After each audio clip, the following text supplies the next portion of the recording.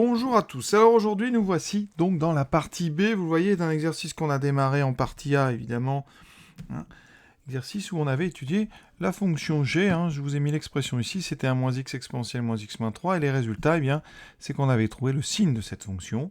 Et on avait déterminé qu'elle s'annulait en alpha, qui était entre moins 0,62 et moins 0,61. Tout ça, ça va évidemment nous servir. Cette fonction g, c'est une fonction auxiliaire. Elle va nous aider. Nous aider à quoi? D'abord, vous allez démontrer dans la première question que la dérivée de f, c'est justement cette fonction g. Donc, on va utiliser ce qu'on a fait. Ensuite, deux questions sur des limites simples. Alors, je dis simples parce que j'aide un petit peu en donnant des méthodes pour y arriver. Ensuite, tableau de variation. Et après, eh bien, on va faire un grand classique dans ce genre d'exercice. On va essayer d'encadrer l'extrémum de f, c'est-à-dire f de alpha. Ça nécessite un petit peu de précaution, vous allez voir, dans les questions 6 et 7. On est parti. Première question, donc on va dériver f, il faut retrouver g. Donc, la fonction f, évidemment, c'est un produit moins 3x, donc u de x fois v de x moins 3x, c'est dérivable sans aucun problème. Alors, ceux qui dérivent vite, on va le faire directement. Donc quand on dérive un produit, on l'a fait dans la partie A, on met l'empreinte, donc u'v plus u v'. Et on pense bien à dériver moins 3x qui donne moins 3. Donc ça tombe bien parce que dans g de x, vous voyez, on a un moins 3. Alors, ici, on va mettre donc u'. Je rappelle, comme d'habitude, si je crois que ça, vous le savez tous, dériver donc d'un produit u'v plus uv'. Donc dans la première parenthèse, je vais mettre u'. Donc dérivée de x, c'est 1. Ensuite, v plus u. V', alors on a déjà dérivé tout à l'heure dans la partie A, évidemment, je pense que vous avez été voir la partie A. On a dérivé exponentielle moins x, on avait trouvé ça. Donc quand on dérive, ça fait exponentielle moins x. Je vais garder ici un 1, moins, parce qu'il y a un moins qui est là, moins x, exponentielle moins x, moins 3. Je factorise par exponentielle moins x. Et vous voyez qu'ici, on a un moins x. Et donc, on retrouve g de x, et ça, quel que soit x. Donc, on a bien f' qui est égal à g. Alors pour ceux qui détaillent, donc u de x c'est x, v de x c'est exponentielle moins x, u' vaut donc 1, et v' vaut donc la dérivée d'exponentielle moins x. Je rappelle que pour ça, c'est la dérivée d'une composée d'exponentielle par u, donc enfin u c'est exponentielle rond u, donc c'est u', e de u. Et u', c'est ce fameux donc, moins, ça c'est la dérivée de moins x, exponentielle moins x.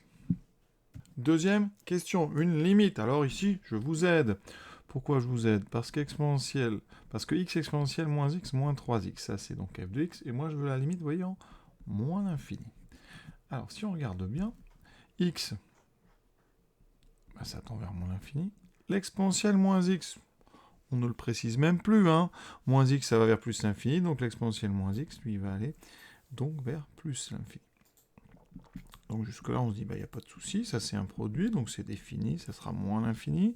Par contre ici, 3x va vers moins l'infini. Et comme j'ai ce moins devant, et là on a un petit souci, parce qu'avec le moins, ça fait plus l'infini. Et comme c'est une somme, moins l'infini plus l'infini, c'est donc une forme indéterminée. Il faut donc transformer pour s'en sortir.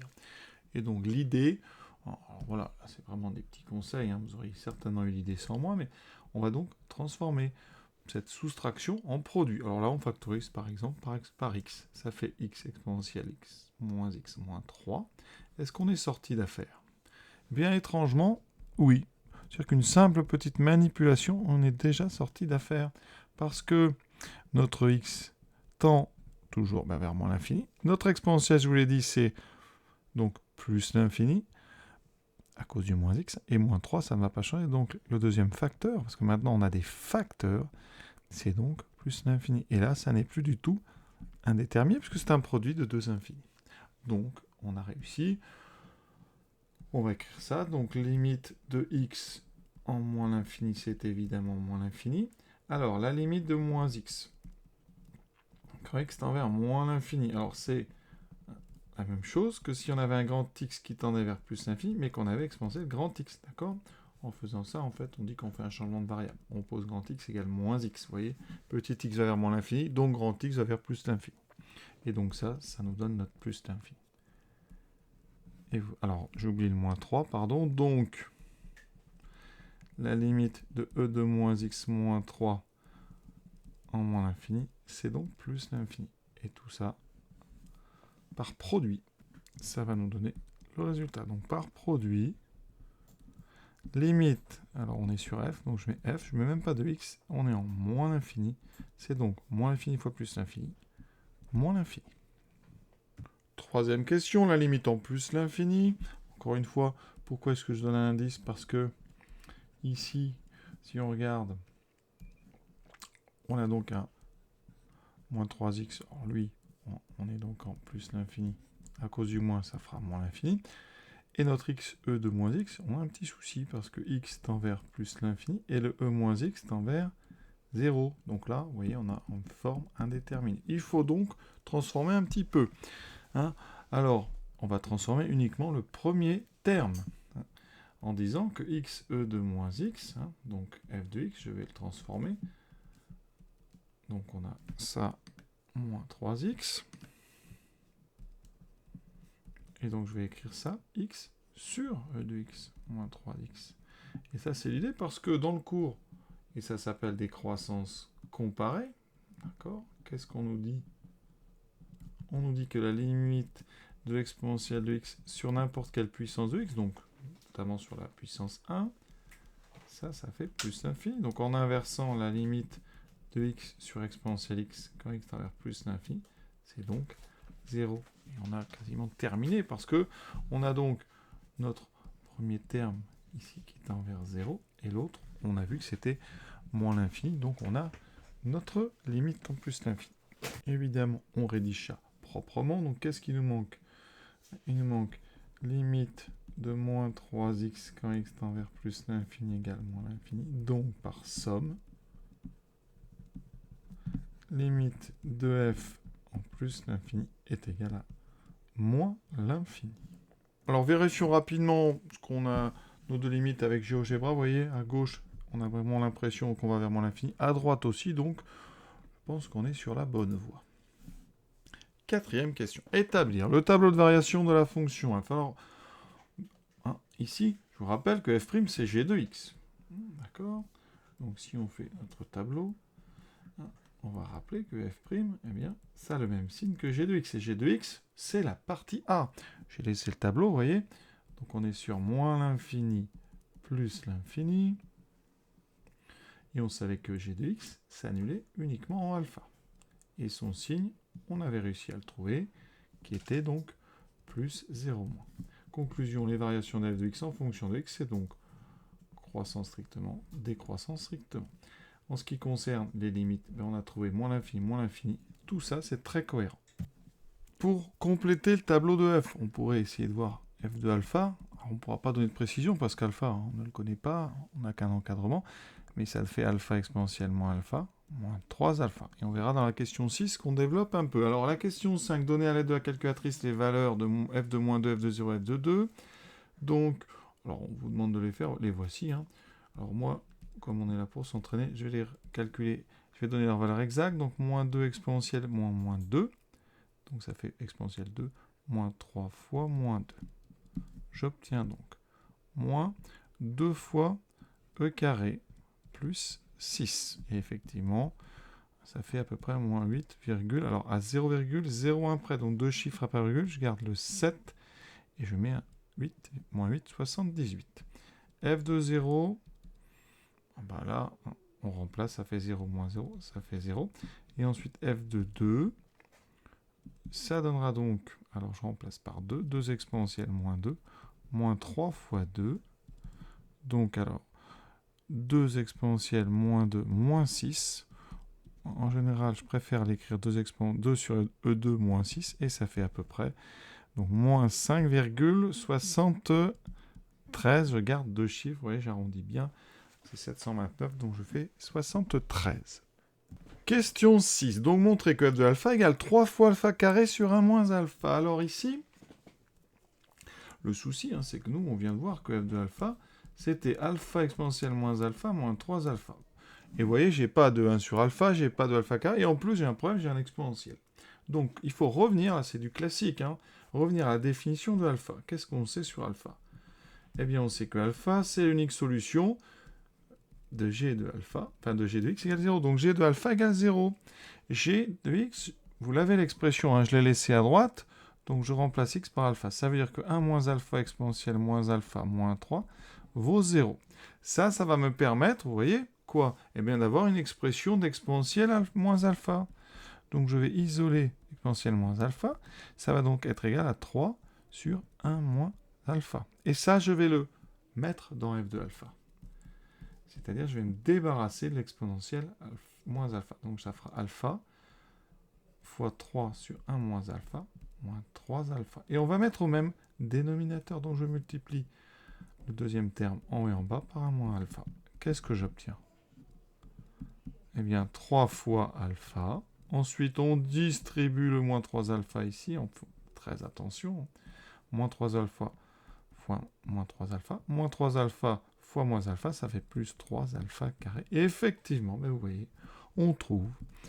Donc, les 3 alphas s'annulent. 3 alpha carré sur 1 moins alpha. Et c'est ce qu'on voulait démontrer. Et là, laissez-moi vous expliquer la nécessité de la question suivante.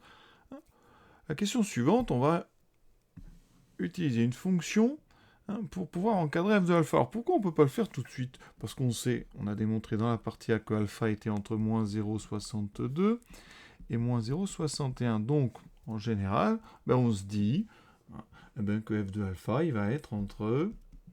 on va donc calculer f de moins 0,62 et f de moins 0,61. D'accord? Alors pourquoi cet encadrement, il est forcément faux? Bien, regardons la forme de la courbe au niveau de alpha. Regardez, donc, sans GeoGebra, on a un maximum local en alpha. Donc, ici, alors notre repère, il est comme ceci. Alpha, c'est l'endroit où f est le plus grand. Donc ici, je vais mettre alpha. Ici, vous avez f de alpha, qui est donc la valeur la plus grande localement de f. Donc, si vous comprenez bien, moins 0,62, c'est avant alpha. Moins 0,61, c'est après alpha. Et donc, l'image de moins 0,62, forcément, elle est plus petite. D'accord? Et l'image de 0,61, aussi, elle est forcément plus petite que f de alpha. Ici, vous voyez, elle est entre les deux. Donc, conclusion, c'est pas possible que f de alpha soit entre les deux images, parce que f de alpha est la plus grande des trois. Donc, on ne peut pas. Et de toute façon, utiliser ici f de alpha, ça supposerait que vous avez utilisé une fonction qui est soit strictement croissante, soit strictement décroissante, et ça n'est pas le cas, puisque vous voyez, ici, f, c'est un mélange. Elle est d'abord croissante, puis décroissante. Donc on ne peut pas, comme ça, utiliser l'encadrement en utilisant la fonction f. Et donc on va ruser. Et l'idée, eh bien, ça va être d'étudier la fonction, vous voyez, f de alpha, c'est 3 alpha carré sur 1 moins alpha. Donc on étudie la fonction d'expression 3x2 sur 1 moins x.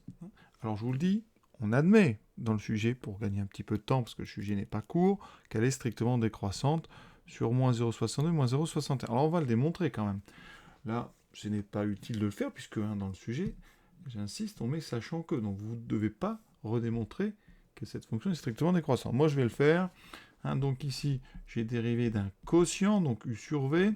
J'aurai donc u'v moins uv' sur v carré. Vous allez voir, je vais le faire assez vite. En haut, je mets donc u', dérivé de 3x de 6x, ensuite 1 moins x, moins donc u 3x2, v' moins 1. Et en bas, on aura 1 moins x2. Donc en haut, qu'est-ce que j'ai? 6x fois 1, 6x, moins 6x carré, moins fois moins, ça fait plus 3x2. J'obtiens 6x moins 3x2 sur 1 moins x2. Alors je vais factoriser en haut un maximum. Ça me donne donc la possibilité de factoriser par 3x, et ça me donne donc 2 moins x. Et on peut faire directement. Alors nous, on est sur moins 0,62, moins 0,61, d'accord? Donc sur cet intervalle, 3x est négatif, 2 moins x est positif, le dessous est strictement positif, c'est un carré non nul, donc négatif fois positif, on a donc ici une dérivée strictement négative sur, évidemment, moins 0,62, moins 0,61. Notre fonction h, effectivement, elle est strictement décroissante sur moins 0,62, moins 0,61. Conclusion. On a moins 0,62, alpha, moins 0,61. On va utiliser ici une fonction h strictement décroissante. Donc, conservation stricte de... Enfin, pardon, inversion stricte de l'ordre. Donc, h de alpha va être... Alors ici, vous allez avoir un croisement. L'ordre des images s'inverse. Et donc, on a l'image de moins 0,61 par h qui est plus petite que l'image de moins 0,62. h de alpha, ben, vous remarquez, or h de alpha, c'est en fait égal à f de alpha. Conclusion, eh bien, je prends la machine, je regarde mes deux valeurs et j'ai encadré f de alpha. À la calculatrice, je trouve ceci. Donc, je trouve que h de moins 0,61, c'est donc à peu près, donc on va garder donc à 0,01 près, donc c'est 0,69. Et h de moins 0,62, c'est à peu près 0,71. Donc avec tout ça, f de alpha est donc strictement entre 0,69 et 0,71. Et cette partie B est terminée. Rapidement sur GeoGebra, avant d'achever donc cette partie B, h de x, vous voyez, c'est bien décroissant sur ce qui nous intéresse. Ensuite, f de x, elle est bien, vous voyez, croissante, décroissante. Ici, au niveau de l'extrémum, donc le maximum en alpha, ben, avec GeoGebra, c'est simple, je fais max. Donc ici, la fonction, c'est f. Entre, alors je vais mettre moins 5,5. Et le max, c'est là, vous voyez, en moins 0,62, donc c'est pas mal. 0,71 comme valeur approchée. Ici, moi, j'étais plutôt entre 0,69 et 0,71. Oui, bon, c'est une valeur arrondie. Hein. C'est certainement 0,70, quelque chose. Ça, on peut avoir plus de précision avec les calculatrices. On va regarder ça tout de suite. Hein, donc, jusque-là, on est pas mal du tout. Donc, rapidement, regardez. Si on va tracer la courbe, donc, voilà... Je trace, c'est ceci. Moi, je veux le max, donc en fonction de votre machine, vous allez chercher max, voilà. Et je l'ai en moins 0,61, ça c'est alpha, et 0,70, 74. On est pas mal du tout, là, vraiment, on peut être fier de nous. Le boulot est bien fait. Donc, il nous reste encore du travail sur cet exercice.